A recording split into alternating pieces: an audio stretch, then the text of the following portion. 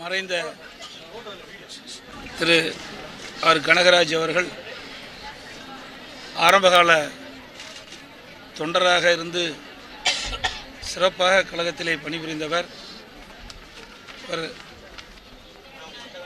We வடுகபாளையத்தினுடைய கிளைக்கழக செயலாளராக தன்னுடைய பணியை துவங்கி படிப்படியாக கழகத்துக்காக உழைத்து கழகத்திலே பல்வேறு பொறுப்புகளை பெற்று பொதுமக்களிடத்திலும் கழக தொண்டரிடத்திலும் எளிமையாக பழகி அனைவருடைய அன்பையும் பெற்றவர் மறைந்த சட்டப்பேரவை உறுப்பினர் கனகராஜ் அவர்கள். அவர் ஒன்றிய கழக துணைச் செயலாளராகவும் ஒன்றிய கழக அவைத்தலைவராகவும் கழகத்திலே பொறுப்புகளை வைத்து சிறப்பான முறையிலே கழகத்திலே பணியாற்றியவர். தற்போது சுல்தான்பேட்டை ஒன்றிய கழகத்தினுடைய செயலாளர் வந்து பணிபுரிந்து வருகிறார். அது மட்டும் இல்லாமல் அவர் கோவை மாவட்ட ஊராட்சி மற்றும் திட்டக்குழு தலைவராகவும் பணியாற்றியவர்.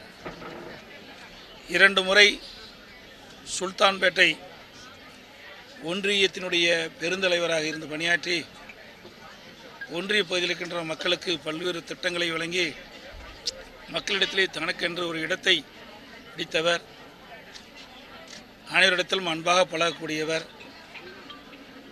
மக்களுக்கு தேவையான திட்டங்களை அளிப்பதிலே முன்னுரிமை கொடுத்து தனக்கென்று ஒரு இடத்தை மக்களிடத்திலே பெற்றவர்.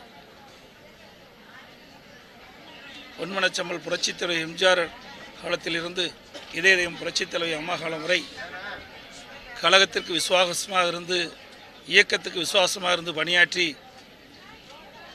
தன்னுடைய கழக பணியாற்றியதன் மூலமாக பல்வேறு பதவிகளையும் பெற்று இருவரும் தலைவருடைய நன்மதிப்பை பெற்று சட்டப்பேரவை உறுப்பினராக பணியாற்றி இன்றைய தினம் மறைந்திருக்கின்றார். அவர் மாவட்ட ஊராட்சியுடைய தலைவராகவும் இருந்து பணியாற்றியிருக்கின்றார். டிஸ்ட்ரிக்ட் போர்ட் சேர்மனாக இருந்து பணியாற்றியிருக்கின்றார்.